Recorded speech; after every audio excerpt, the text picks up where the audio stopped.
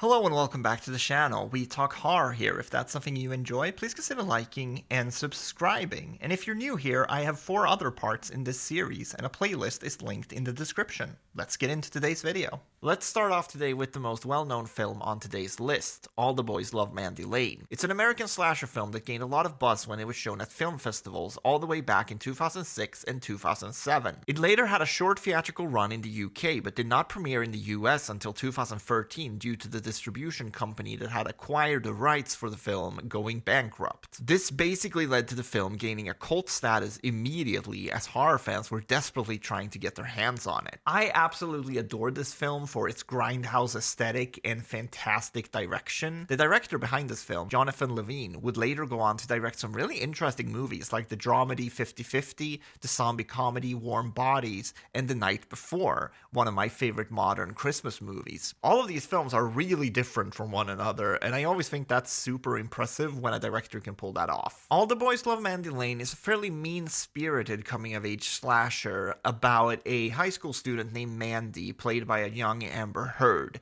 She gets invited to spend the weekend with her classmates in the countryside. She doesn't really know these people, and it seems like they only invited her because the boys in the group want to sleep with her. It's honestly pretty uncomfortable, and made even more so by the grueling Texas heat. The Texas Chainsaw Massacre was obviously an influence here, as everyone just looks hot and miserable all the time. When someone begins terrorizing the teens, a fight for survival begins. You've probably seen movies with setups like this a million times before, but I think this is elevated because of how well made it is. It's also filled with really interesting themes around adolescence and growing up, and I could elaborate on this, but I think it would spoil too much of the film for you. I'm not trying to sit here and say that this is the deepest thing in the world, but I do think there's a lot to look into and analyze after you see the ending and how it connects to the entire film. But yeah, definitely check this one out if you're in the mood for a slasher. It has tons of style and a bunch of great kills. The Cursed had a wide theatrical release in the US when it came out in 2021, and that's not very common for the movies I talk about on these lists.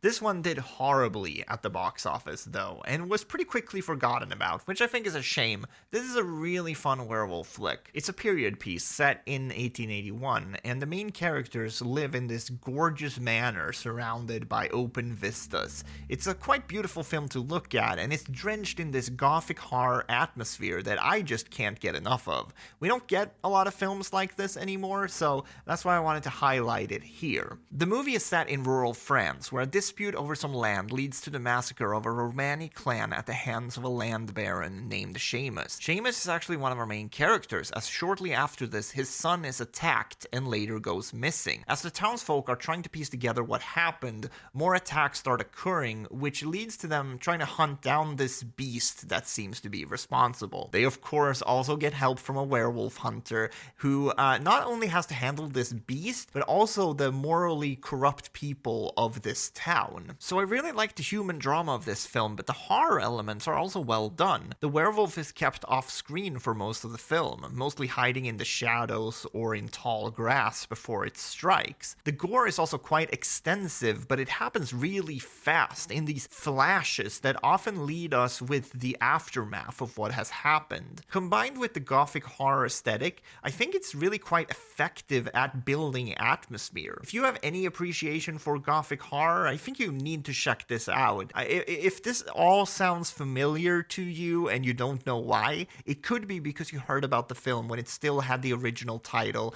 8 for Silver. I actually think that's a way better name for the film, but for some reason it was changed to The Curse last minute before hitting theaters. I don't know, something weird happened here with the marketing of this movie, but that's probably a topic for another day. Thelma is a Norwegian film from acclaimed director Joachim Trier, who most recently made the excellent drama The Worst Person in the World. Like that film, Thelma is a blending of a bunch of different genres that culminates into a really fascinating character study. I've seen people categorize this as a drama with supernatural elements, but I do not want to get caught in semantic arguments regarding these lists. I think there's more than enough horror elements in this film to warrant it a place on the list. It's about Thelma, a first-year second-year university student in Oslo who has spent her entire upbringing secluded with her parents in the countryside. As she's navigating life in the big city, she begins having these violent seizures that lead to unexplainable scenarios. I know that's a very vague plot description, but a big part of this film is figuring out what's wrong with her, so I don't want to give anything away. The first scene shows us a very young Thelma who is out hunting with her dad. While she's staring off into the distance, her dad points his rifle at the back of her head, and then it flashes forward to her in Oslo. I think it's such a brilliant opening scene that sets the mood for the entire film. It leaves you with this sense of impending dread that only escalates throughout the film's runtime. But ultimately, like most character studies about young adults, this is a film about finding yourself, and that's a theme that always works for me in stories, because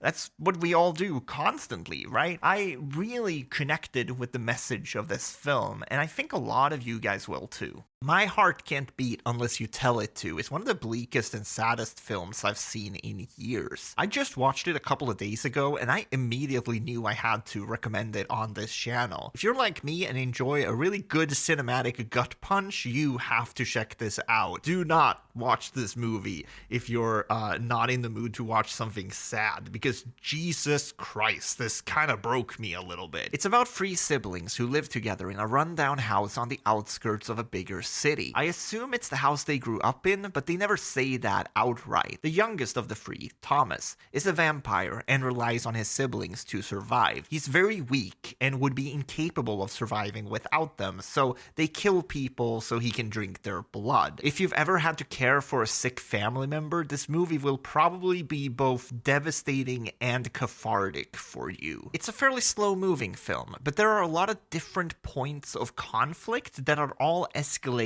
at the same time. Thomas is basically a child mentally and wants to be able to go outside. He wants to make friends, and this frustrates his siblings. The older brother, Dwight, is dealing with the guilt of killing innocent people and is thinking about leaving, while their sister, Jessie, is trying to keep it all together even though she's slowly buckling under the pressure. In some ways, it feels more like a serial killer movie than a supernatural horror. The scenes of the siblings killing people are messy and visceral, yet somehow cold and devoid of any emotion. It's chilling in the best way possible. It feels very realistic, even though it is a vampire story at heart. I also want to shout out the casting of the siblings, as they look quite similar. It's a really nice touch. It really helps sell the realism of this tragic family story. This is definitely not the easiest watch, and it most likely is going to bum you out a bit, but it's really good if you do decide to give it a go.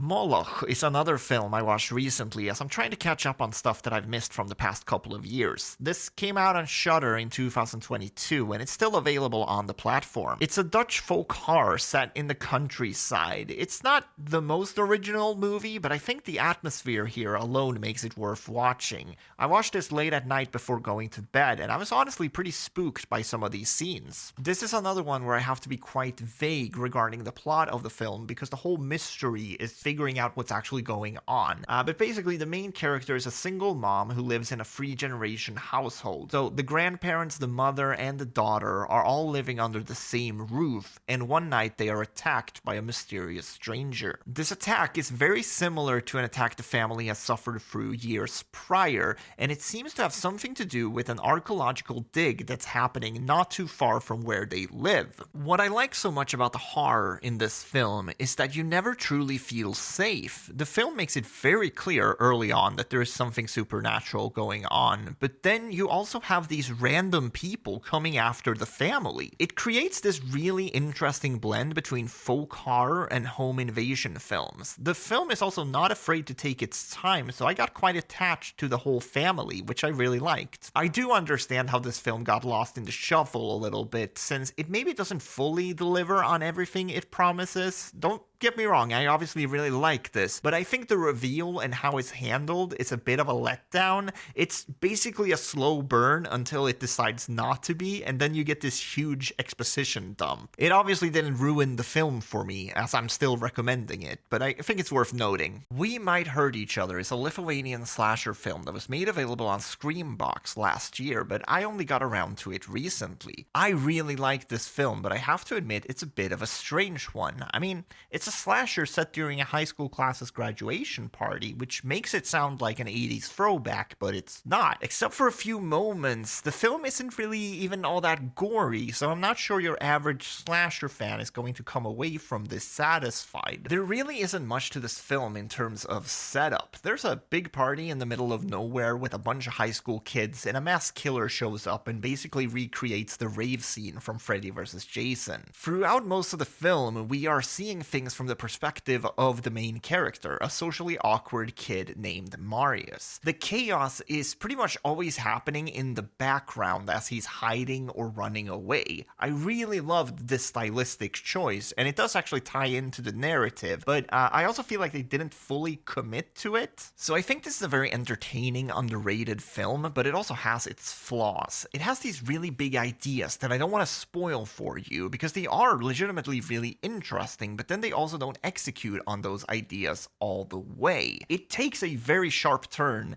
in the third act, and I found myself, scratching my head a little bit, going like, wait, where did all of this come from? But ultimately, this is a slasher that twists the formula while still telling a familiar story, and I always appreciate that. There are a lot of kids at this party, and the ones we focus on are actually pretty well-developed characters, so the writing is actually quite good. It just could have been a little tighter and more cohesive, but I still had a really good time with this film. The Treatment is a Belgian crime thriller that takes some pretty heavy inspiration from French extremity horror movies, so I'm going to go ahead and count it for this list. I put it in the same category as something like I Saw the Devil, where it's technically a crime movie, but it's also so disturbing that it belongs under the horror umbrella. It's based on a British crime novel with the same name about a detective investigating a disturbing case involving a missing child. The child's parents are found in their home tied up, with the father being nearly beaten to death. The search for the missing boy sends the police down a very dark path involving all of the worst crimes you can possibly imagine. And all of this seems to somehow connect back to the main character's past. There's one reveal in particular that had my mouth wide open because it's so outrageously dark. If I tell you anything more, I'm pretty sure YouTube will demonetize this video. It's that bad. The film involves a lot of disturbing and sensitive subjects, but I also think it's a really engaging mystery. I got really caught up in the suspense of it all. There are a couple of scenes where we sort of break away from the police and see things from the victims' perspectives, and all of those scenes are terrifying. Out of all of the movies on today's list, this is definitely the one that shocked me the most. Take that how you will, but let the record show that you have been warned. If you're anything like me and love unsettling dark comedies about terrible people, I implore you to check out Fingers. This film is outrageous in all of the best ways. It's kind of like a darker horror-tinged episode of It's Always Sunny in Philadelphia made on a really low budget. The plot is kind of wacky, so bear with me for a little bit. The main character, Amanda, works a pretty boring office job, and one day her co-worker shows up with a missing finger. This is a huge problem for Amanda, as she has a phobia for other people's imperfections. She's a terrible person, not necessarily because she has this phobia, but because she doesn't think there's actually anything wrong with her, and that leads to some of the funnier moments in the film. It soon becomes clear that her co-worker is in a lot of danger, and that begins this downward spiral into organized crime, absurdist horror, and just utter chaos. I'm having a little bit of a hard time explaining why I think this movie is so charming. It has such a strange atmosphere to it that you kind of just have to see it to believe it. I mean, this is a movie where someone shows up to work with missing fingers and just bleeds all over the office while telling everyone not to worry about it. It's a movie whose main character is so shallow and unlikable that it shouldn't work, but it really does. If this type of humor seems at all appealing to you, I suggest you give it a go. She Dies Tomorrow has not left my brain since I first saw it back in 2021. It's probably the best depiction of anxiety I have ever seen on screen, and it's oddly disturbing, even though it's a pretty quiet movie. The film is very psychological, and it really got under my skin, but it also made me laugh a bunch. Unique films like this is the reason I love indie horror so much.